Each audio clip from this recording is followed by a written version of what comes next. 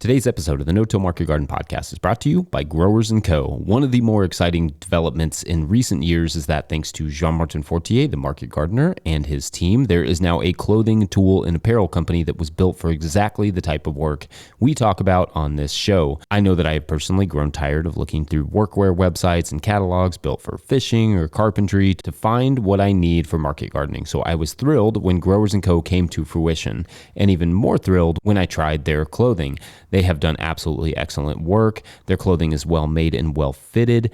The tools are designed by growers and made to last. There's also a magazine that Growers & Co. is putting out twice per year with a focus on small scale farming, but also that represents the dignity, skills, and creativity required to do this work. I love the clothes. I rock the Muscovich vest a lot. The shirts, the hats, all of it. Anyway, follow Growers & Co. on Instagram and all the platforms and check out what they have to offer at growers.co. Today's show is also brought to you by Farmers Web. Farmers Web software gives you the tools you need to manage your entire sales process. Built specifically for farmers' needs, Farmers Web helps you save time, reduce errors, increase efficiency, and provides flexibility for working seamlessly with your whole customer base. Our free account includes features for sharing your real-time and coming soon product availability, as well as the option to create an availability calendar to inform buyers about your product's seasonality. Free accounts also include access to Farmers Web's how-to guides, offering pro tips and best practices on selling online to individual buyers, as well as how to work with such buyers as restaurants, schools, and stores. A 1-month free trial is available for the paid account, which includes all features to manage customers and orders, including accepting online credit card sales, handling advanced pickup or delivery orders, giving select buyers special pricing and payment terms, tracking your buyers' payments, keeping detailed sales records, and much more. Even manage orders and payments for buyers not placing their orders online. Request a demo and learn more at farmersweb.com. Big thanks to our show sponsors. All right, let's jam.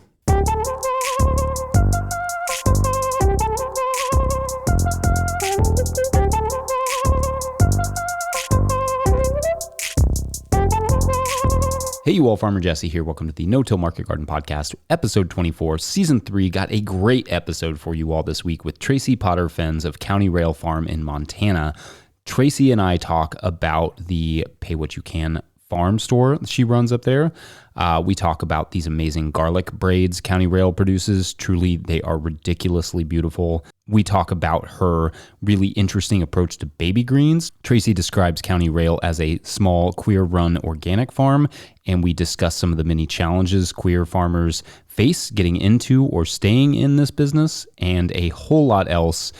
It is a great conversation, but before we get into it, don't forget, if you're interested, pre-order a copy of my forthcoming book, The Living Soil Handbook. It ships in July, but when you pre-order it from no-tillgrowers.com specifically, we can put that money towards making more content for you. So you get an awesome book. At least I hope it's awesome. I worked very hard on it at 3 a.m. every day for like almost a year and a half. And you also get more content. So I think that's a sweet deal. Anyway, check that out at no-tillgrowers.com. All right, enough from me. Let's get into this amazing conversation with Tracy Potter-Fenns of County Rail Farm.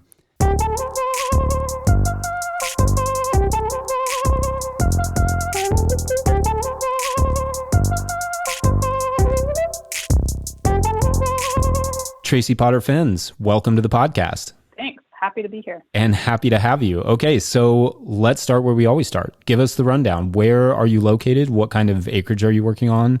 And those sorts of things. Yeah, so I'm just outside of Missoula, Montana, in a little town called Huson. And I grow on about 2.5 or 3 acres on a 10-acre property. And we do mixed vegetables and newly flowers.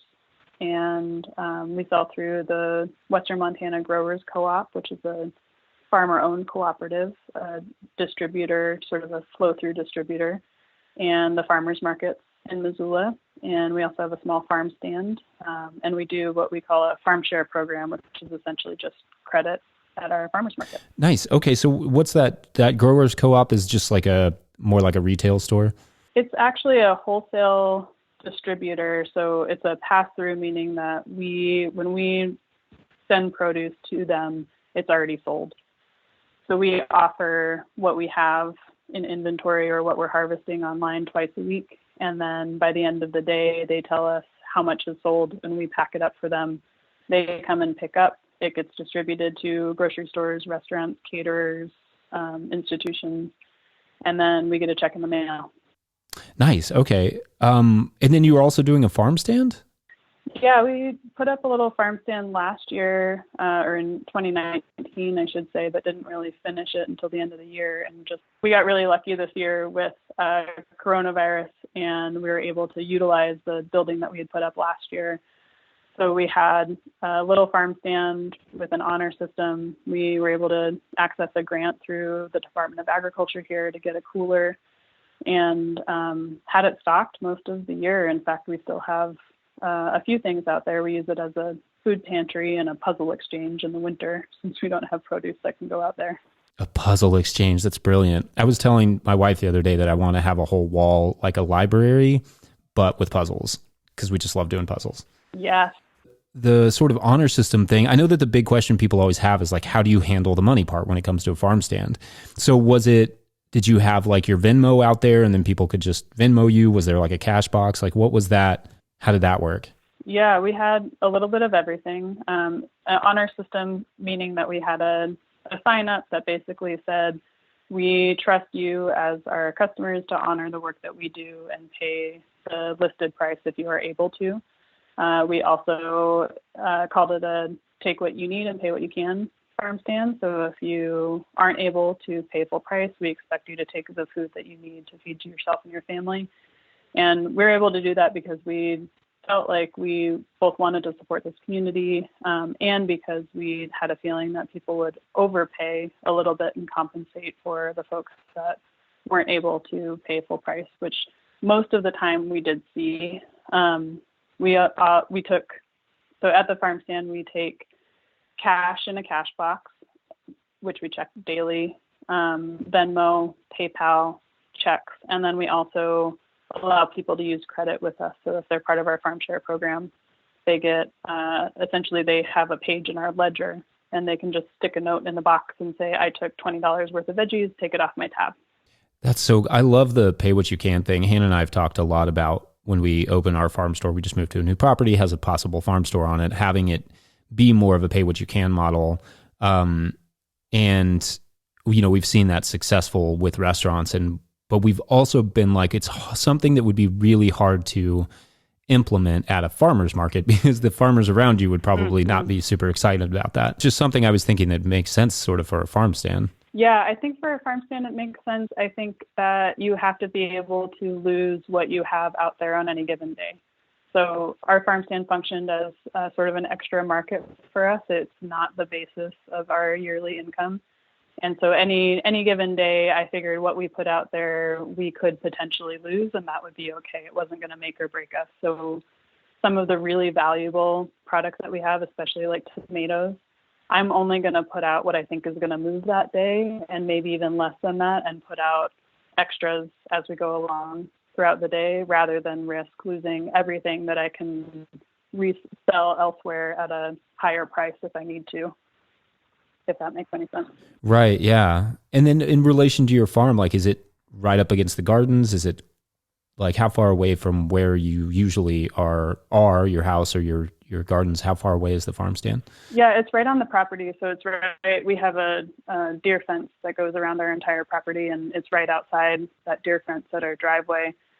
So we can see it on any given day, but it's still, probably 600 feet from our house. And if we're in the tunnels or something, it's not like somebody could shout and we would hear them necessarily, although the dogs usually let us know that someone's at the stand if we're outside. But it's not monitored, and it doesn't have doors on it, so it's not closed at night either, which means that people can come in at night and mess things up a little bit if they want to. We did have 2 instances of someone breaking into the cash box. Luckily, there wasn't anything in there, but certainly somebody in the neighborhood is interested if there is something in there for them to get. Interesting.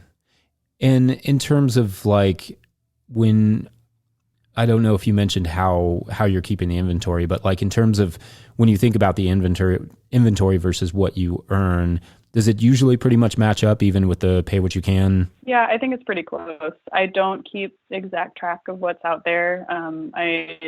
I keep very close track of wholesale, and I know exactly what we're bringing to the market, but the farm stand's a little bit different, especially because a lot of times it's stuff that we're bringing home from the farmer's market and restocking on Saturday afternoons.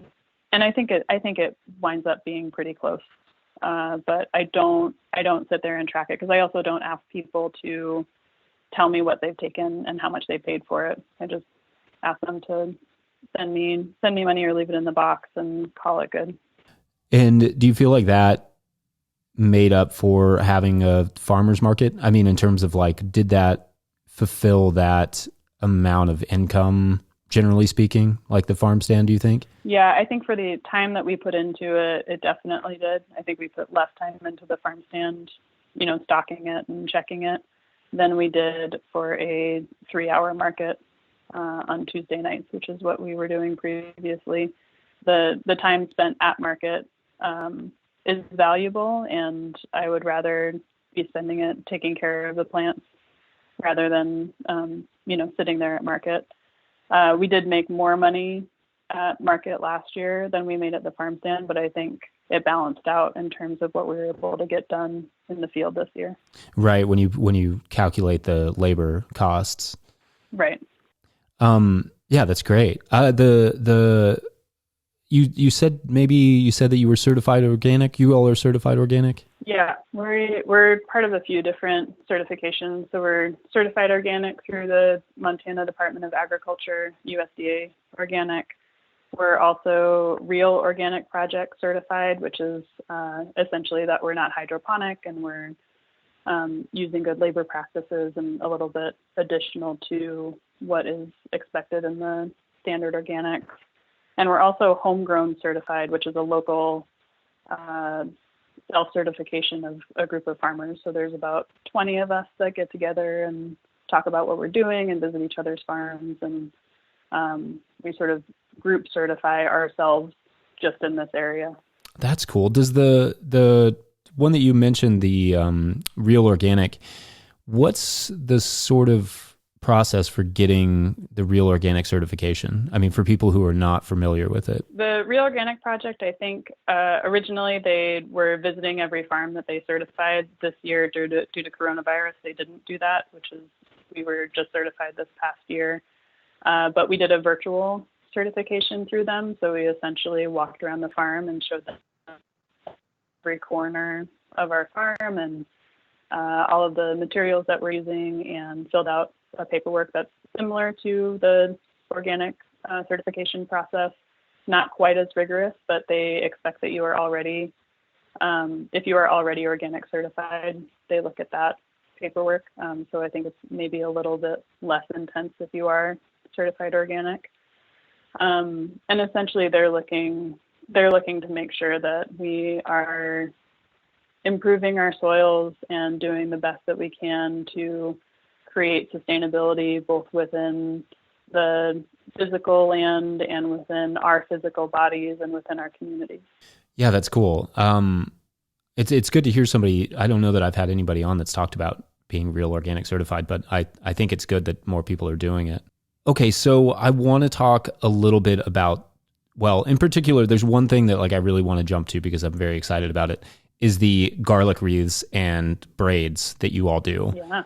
Okay, so if you're listening to the podcast, you should just stop what you're doing and go look at these things on Instagram at County Rail Farm. They are so arrestingly beautiful. So talk about them for a second. Maybe start with maybe just kind of describe what they are, and then also talk about what goes into them. Sure. So we make garlic braids and wreaths out of both soft neck and a semi-soft neck garlic. And we essentially weave into the braid dried flowers, occasionally herbs, to create a little bit more colorful braids that we sell online and at market. And it's just kind of a unique way that we're able to move a lot of garlic and bring a lot of good produce into people's homes. Folks who may not otherwise be buying produce from the farmer's market tend to get really excited about these garlic braids. And I will say we learned to braid garlic from a farmer friend of ours, Affinity Farm. Kelly and Russell in Moscow, Idaho taught us to braid garlic, and the flower weaving in, I'm not sure even where that came from, but we started growing dried flowers and started doing it, and it worked. And I feel like every year they get a little bit more elaborate, and we grow a few different flowers for them, and I get really excited about it every year. It's one of my favorite things to do. The semi-soft neck that you're growing, is that a flowering garlic?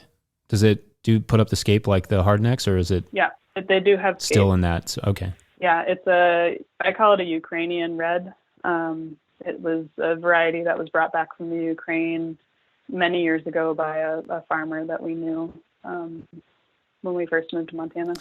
Okay, and then in terms of the flowers, I'm gonna kind of nerd out for a second on how these work. Are there flowers that work better than others for weaving into these? Yeah, dried flowers, so ones that hold their color and their shape, are pretty key. I have put in marigolds and other flowers that shrivel a little bit and still hold some color, but they just don't hold the vibrancy that others do. So things like strawflower and gomphrena and statice, sort of your standard dried flower staples, work the best in the garlic braids. Yeah. And then the cut in terms of marketing, are these more selling at market and that sort of thing? Is it more for occasions, events, and weddings and that sort of thing? Like, what's the market look like for them? Kind of whatever people want. I definitely bring them to market. I had a waiting list of, I think, 70 or 80 people this year, so I brought fewer to market than I had expected to, because I wound up making them and shipping them off more than I brought them to market.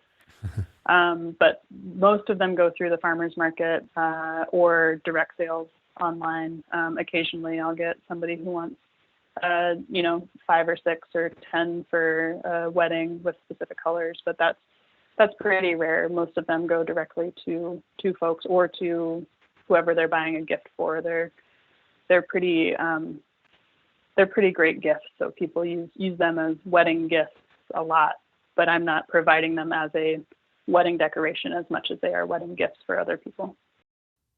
Okay, and then are you harvesting the garlic and then curing it and then doing the weave, or is it all happening kind of immediately after harvest? What's the sort of timeline there? Thankfully, it doesn't have to happen immediately after harvest, because we would probably make 6 of them and then be done, judging by how July goes. Usually we let them cure for about 2 weeks before we start braiding, because if you start braiding them before that, they shrink a little bit. The stems shrink, and so you wind up with gaps in your braid, and I like a really tight braid. So we wait about 2 weeks before we start braiding. And then after that, especially with the true soft necks, I can braid them. I think I was braiding the last of it in October this year. So it can really go for a while. The key is that the flowers have to be green. If the flowers are too dry, they just break, and they're too brittle to actually braid in. So whatever colors are out there is what we get during that given period to braid into the reeds and the braids. Yeah. Okay. So then in terms of pricing, what is the sort of, how do you break out the pricing? It depends on what's in the braid, and it depends on how big they are. I do it by pound. So I'm actually trying to remember what I landed on this year. I think it was 22 per pound, but it was significant. It's a significant up. The pricing of the garlic braids is certainly a value-added product, so we price them both for the time that it takes to braid, for the flowers that are in it, and for the artistic talent that goes into actually braiding them, because some of my braids are just okay and they're priced a little bit less. Some of Bethany's braids are stunning and they're priced a little bit more. So what would a general wreath weigh then? Are we looking at like 5 pounds, 2 pounds? Yeah, I think the wreaths that I was making, I made some really little ones that were in the $40-50 range. But we made a couple that were over 150. I think we had one that was 170. Wow. It was the really big one that we did. I think that was close to a 9-pound wreath. Wow, that's cool. Okay. All right, I'll let you get off the wreaths for a second. I think they're super cool.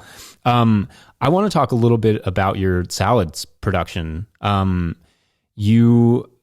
I was looking through your photos and I came across these beds that I could not figure out the width of.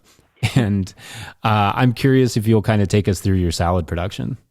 Yeah, for sure. We grow, that's salad and arugula. Salad meaning lettuce mix, and arugula are by far our biggest crop. They're the thing that we do the most of for wholesale and retail.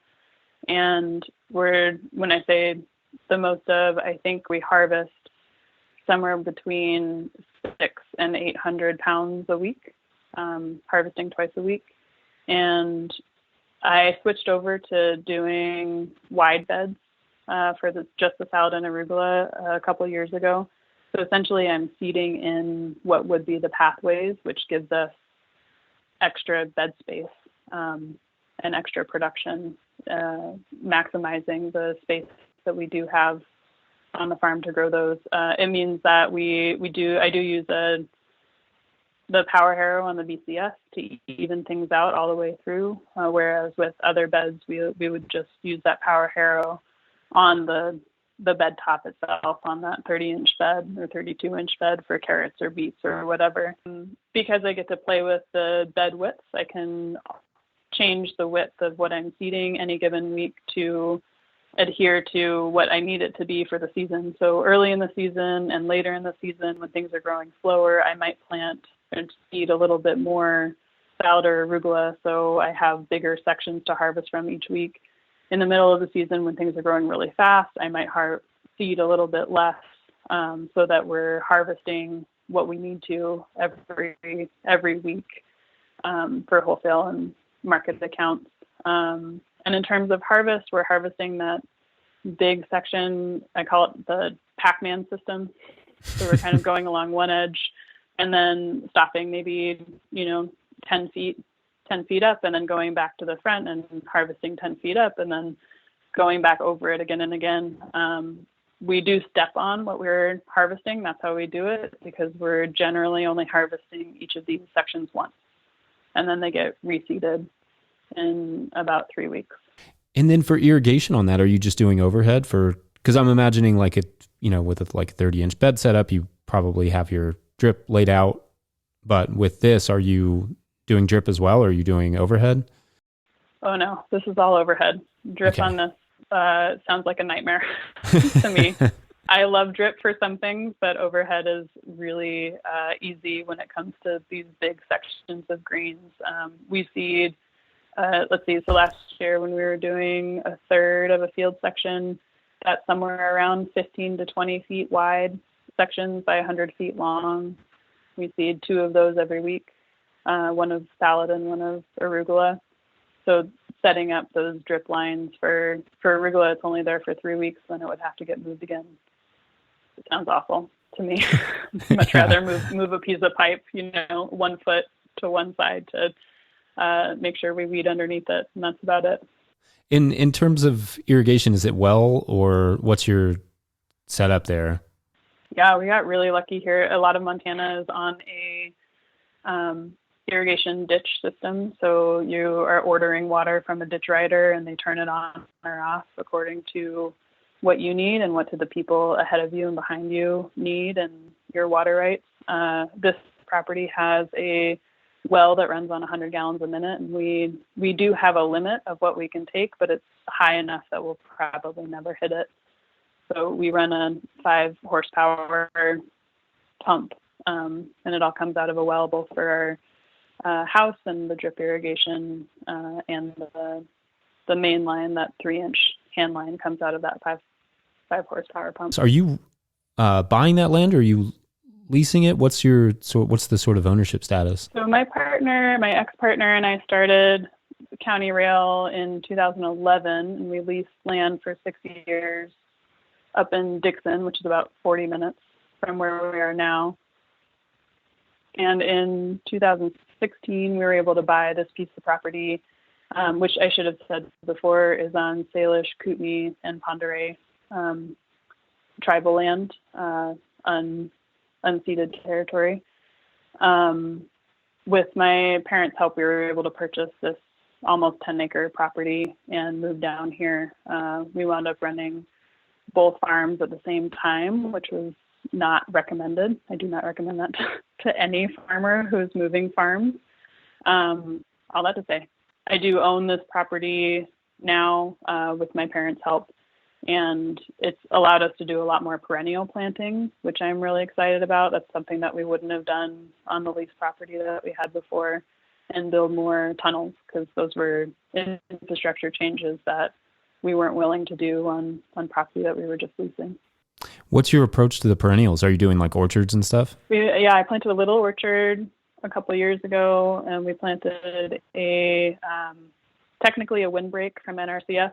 We planted 300 peonies and about 100 roses this past year, and we're looking at doing more of the cut flower production perennials because I've been hearing other farmers talk about how it's in this sort of retirement plan of as annuals get harder and harder to do as your body gets older and you need more breaks. The perennials are a really nice thing to be able to take care of intensely a few times a year and harvest from for many years. And I think that's sort of the plan moving forward, is investing in those perennials with sort of our sustainable future in mind.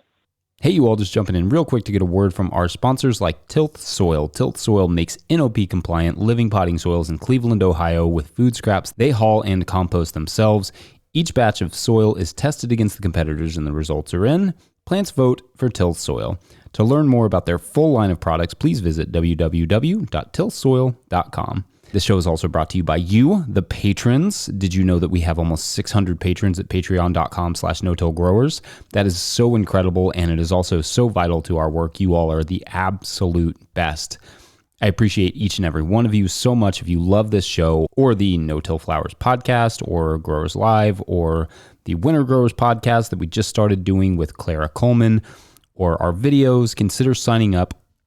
And at a certain level, or if you just bump up from one level to another, you get a shout out on the show. So big shout outs this week to Rimmel Greenhouse Systems, Scott Snodgrass, Jean-Martin Fortier, Paul Quirk, and Seth Stallings. Thank you to all of our show supporters.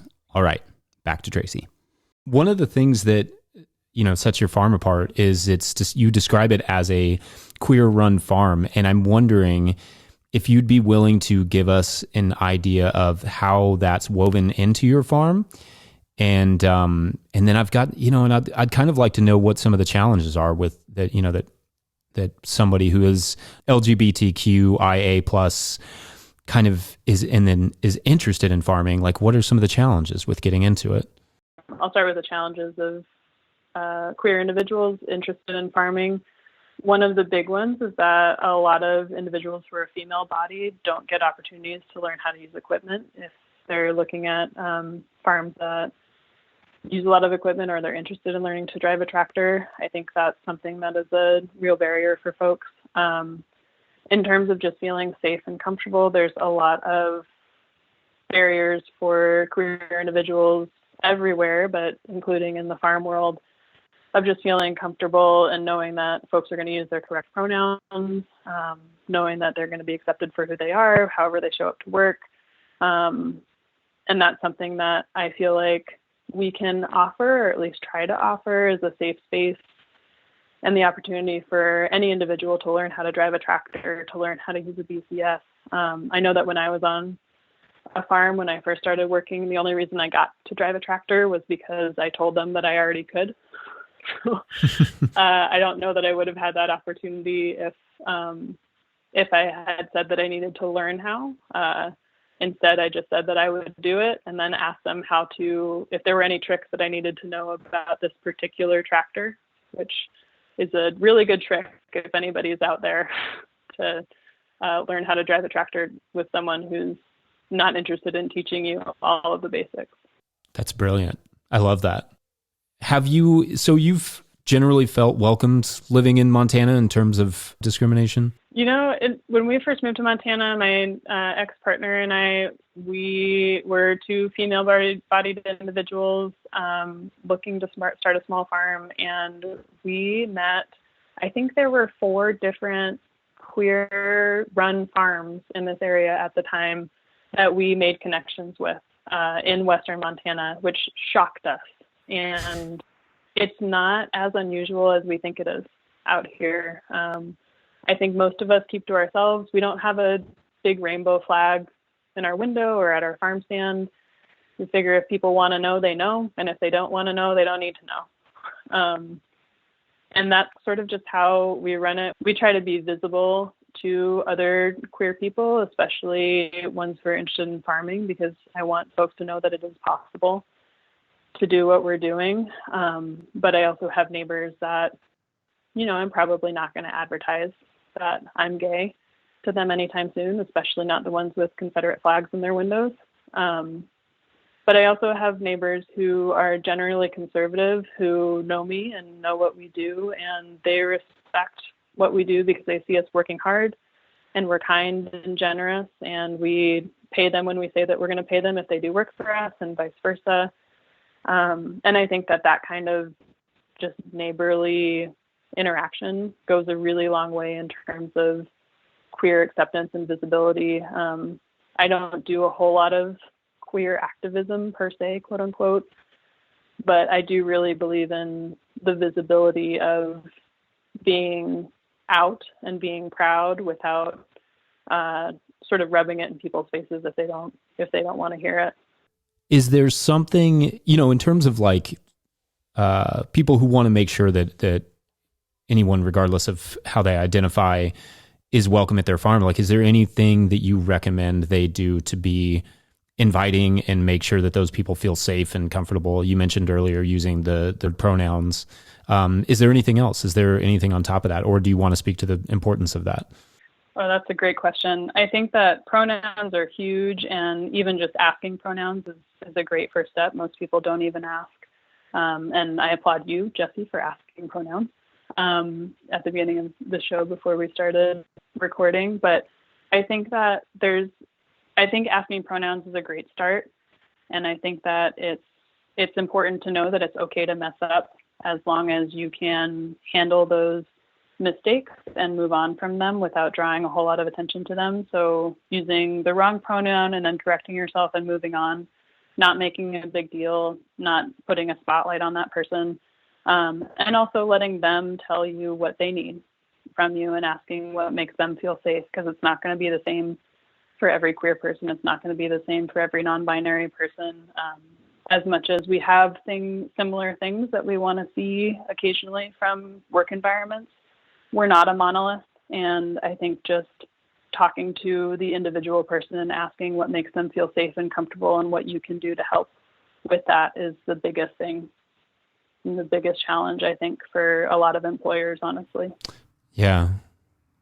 Yeah. And when you look at farms who you maybe perceive as straight, right? Like, Mm-hmm.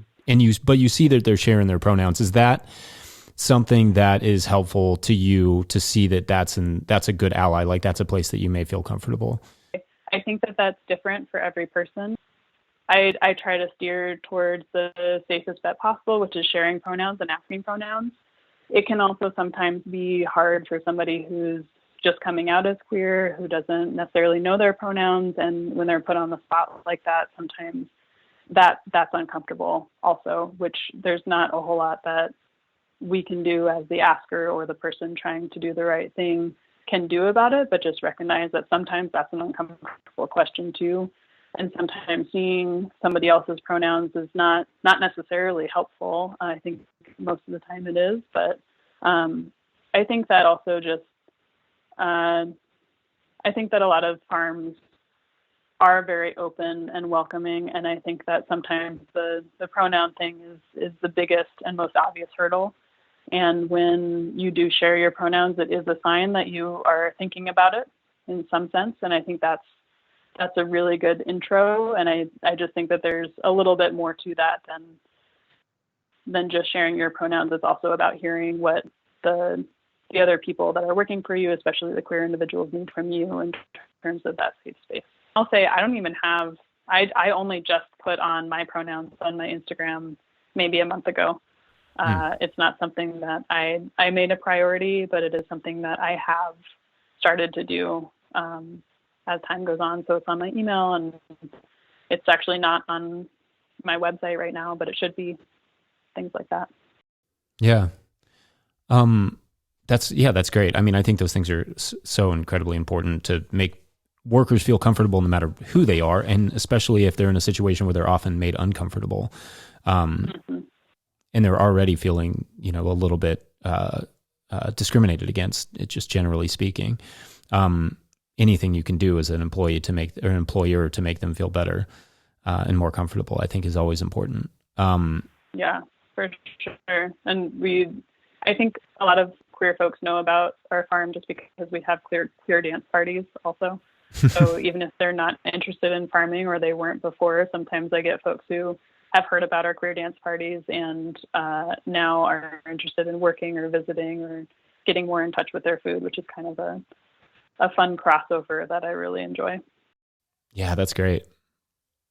I want to talk. Okay, so I want to talk about some of this trial that you did with Grafted Tomatoes. Can you talk about a little bit about that? We haven't really talked about tomato grafting on the podcast, and I'm curious if you can kind of talk about that trial that you ran.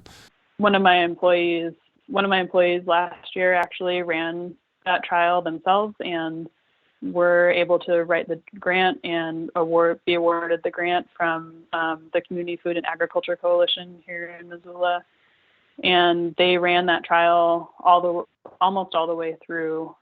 So I was sort of an observer for that trial. I did finish it off, but the initial part of it and the actual grafting of tomatoes, my employee Arliss did all of that.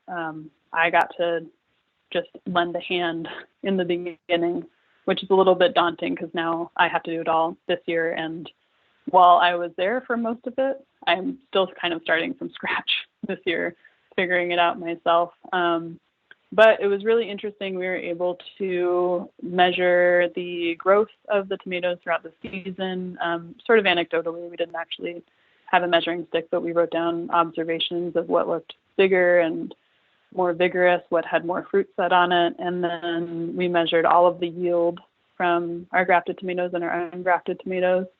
We had 2 beds in the trial. The one bed was a mirror of the other. So we had round red tomatoes and heirloom tomatoes and cherry tomatoes. And the exact mirror of that on the other side was the same varieties but grafted. And it was almost exact. I think there were 2 plants that didn't match up, but we called that a wash and said it didn't really matter.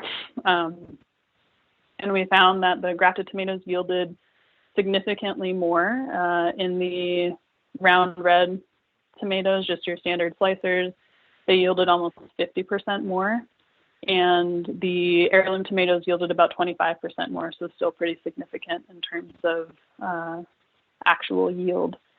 The final result and the conclusion for me was that the time and the money put into grafting the tomatoes on my scale may not actually financially put me very much ahead.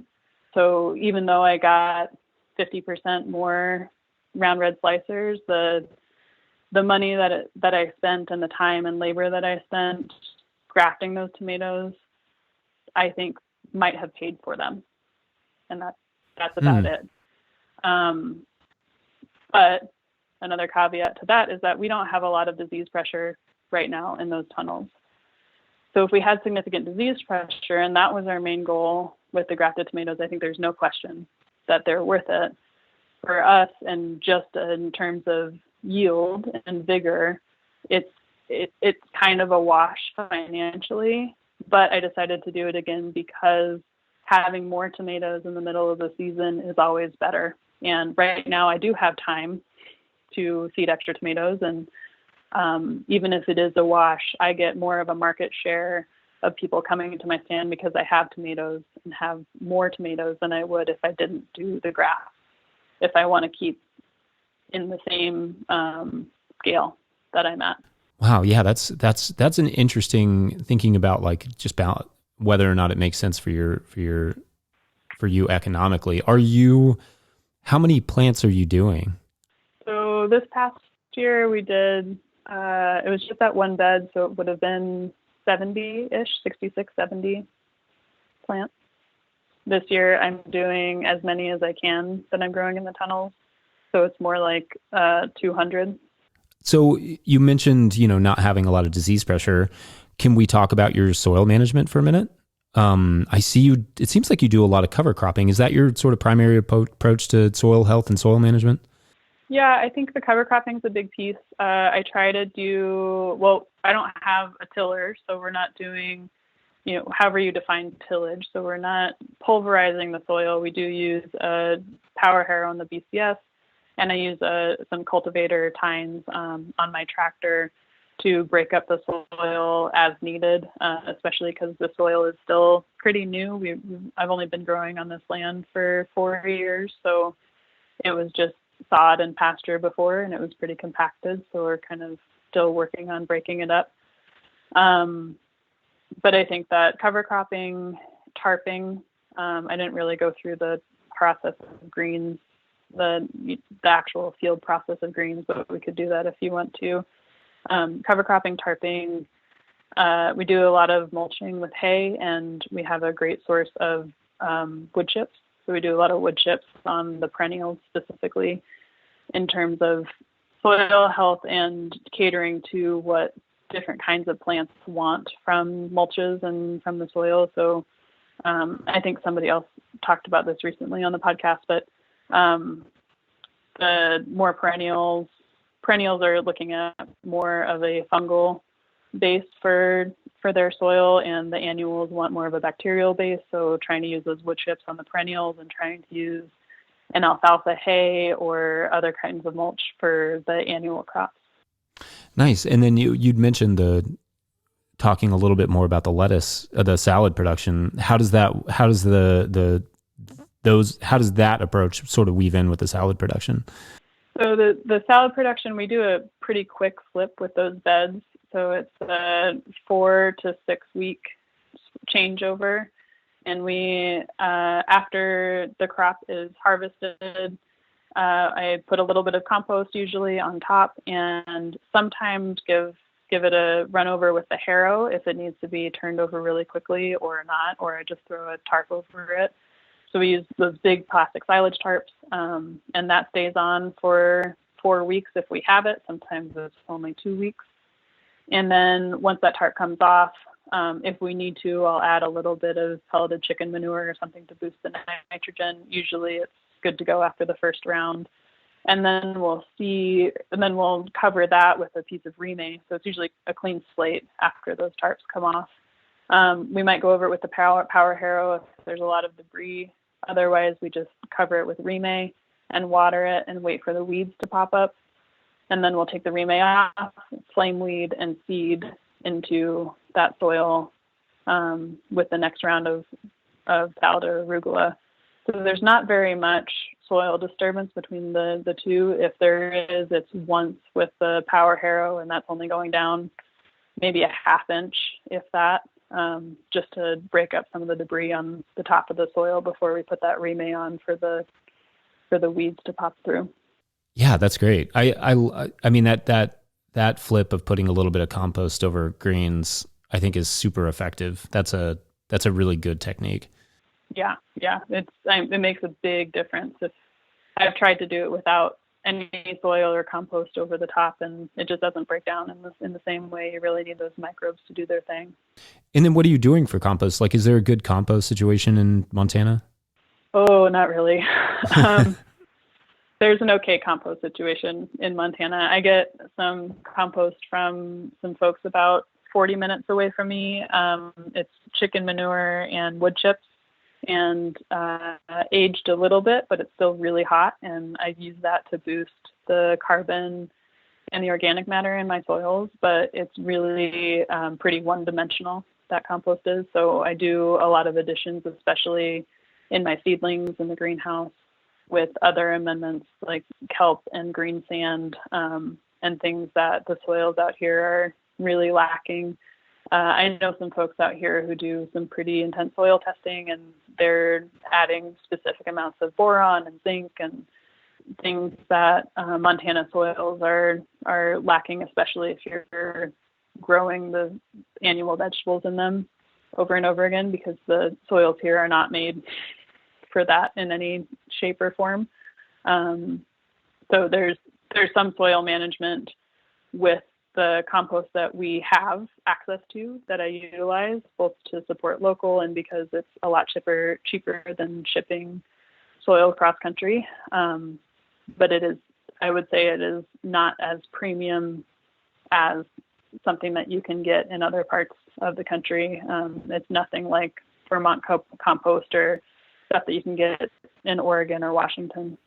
Yeah, I hope, it seems like that's kind of a theme in the conversations I have a lot, is just this supreme lack of like really good local compost for everybody. Like you said, there's pockets. And I really hope that changes one day. I'd love to be having these conversations in 10 years and hear, somebody being like, oh yeah, my neighbor's a hardcore organic composter, and maybe we'll see that. Maybe we'll see that change. Yeah, I hope so too. I know that there are a few companies in Missoula that are starting up that do compost, just but on a smaller scale, and I'm hopeful that they will expand.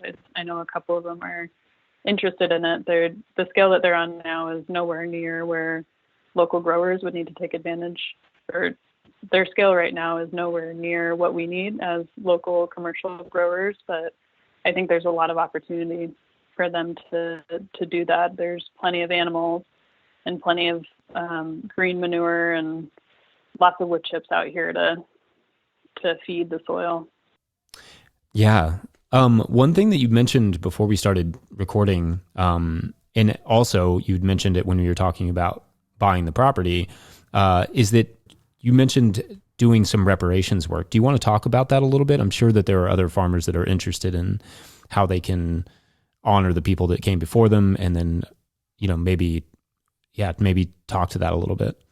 For sure. It's definitely an ongoing process and something that I am continually learning about and making mistakes and trying to do the best that we can moving forward. But the past couple of years, we've tried to work with the tribal communities in this area. We have a Flathead Indian Reservation just north of us, the Salish Kootenai tribes up there.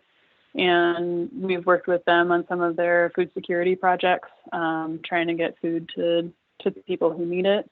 One of the things that we've been trying to do in conjunction with those projects is provide consistent food and a working relationship. So rather than just donating excess of what we have, which is really inconsistent and sometimes not the best quality, we're trying to work with them on contracts so that they can have consistent produce and we can have consistent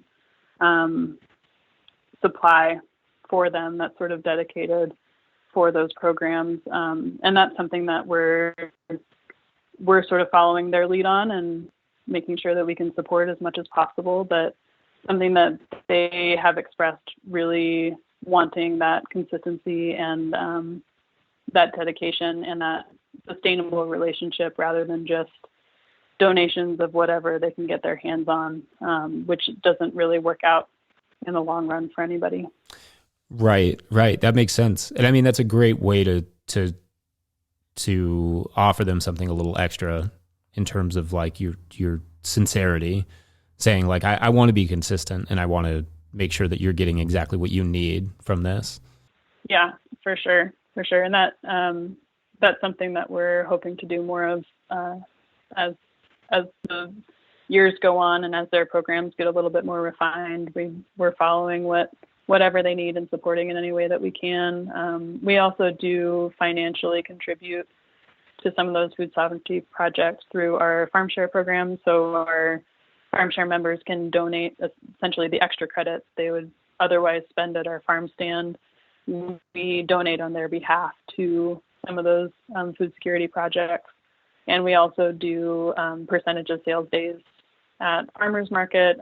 They're not always well advertised. We just sort of do them when we can and donate when we can, both to food security projects in Missoula and on the reservations, as well as to land back efforts and to BIPOC land ownership fundraisers.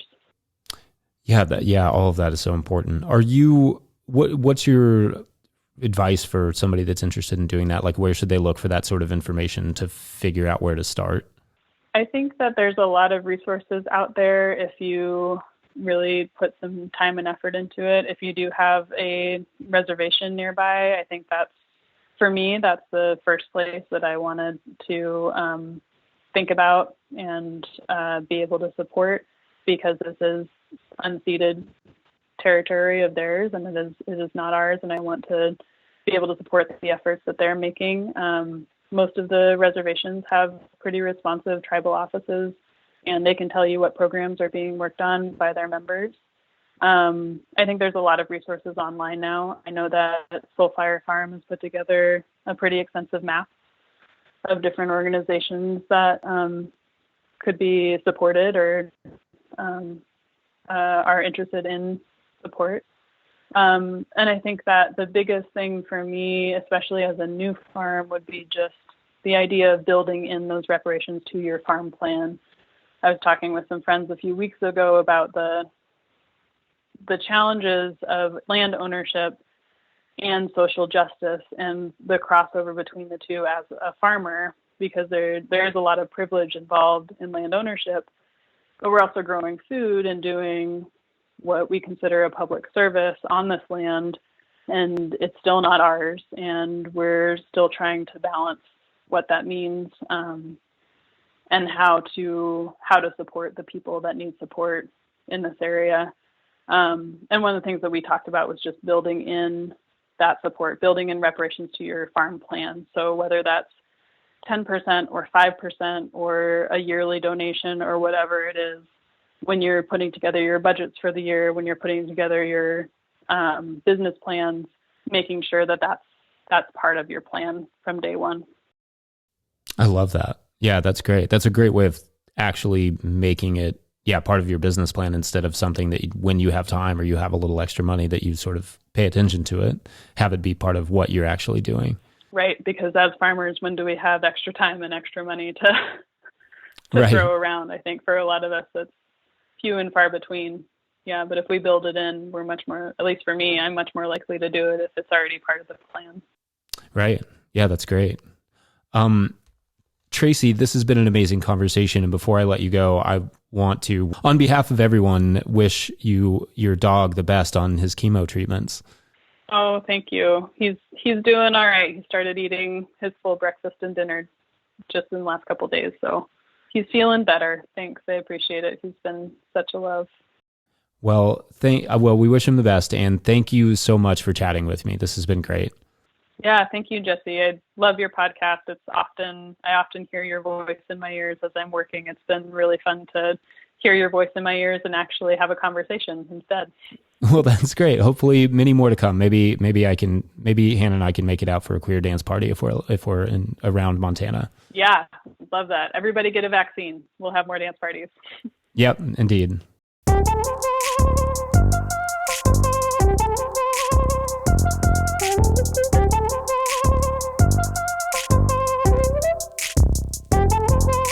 All right, if you enjoyed that conversation, make sure to give County Rail Farm a follow on Instagram and all the places. We will hook it up with links in the show notes.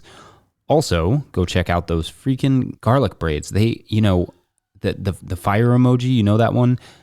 That's what they are. Or like if the fire emoji had a baby with the heart eyes emoji, it would be like a fire eyes emoji. Yeah, that's what they are. Make sure to subscribe to all of the things that we do. The Winter Growers Podcast, No Till Flowers Podcast. Not saying there will be some summer content there, but I'm also not saying it. And Growers Live and all the things. Make sure to pre-order a copy of my book, The Living Soil Handbook, from notillgrowers.com. We will be sending that in July, but making content well before that. Also, make sure to subscribe to this podcast wherever you are getting it and leave a review. But this week, all reviews must be made exclusively with emoji chimeras.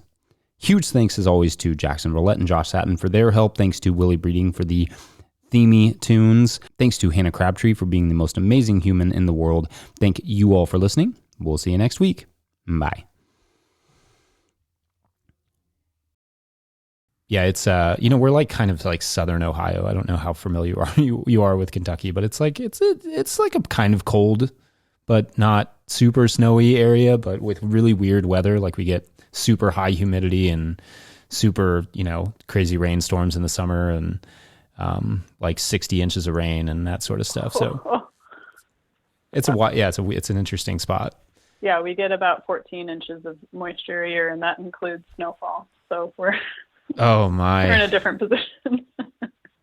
That includes snowfall. That wow. Includes snowfall. I didn't realize that. It was 14 when I was up in Dixon, which is a little bit in a different part of Montana. So I think it's probably more like 16 or 18 here, but it's still very little. That is amazing. I did not realize that. I mean, I assumed when I saw, rainfall per year, or precipitation per year, I just assumed that they were like, well, and then also we get like 5 feet of snow. So, no big deal. I mean, to be fair, those 5 feet of snow condense into, a few inches of rain. So true. It's not a cats and cats comparison.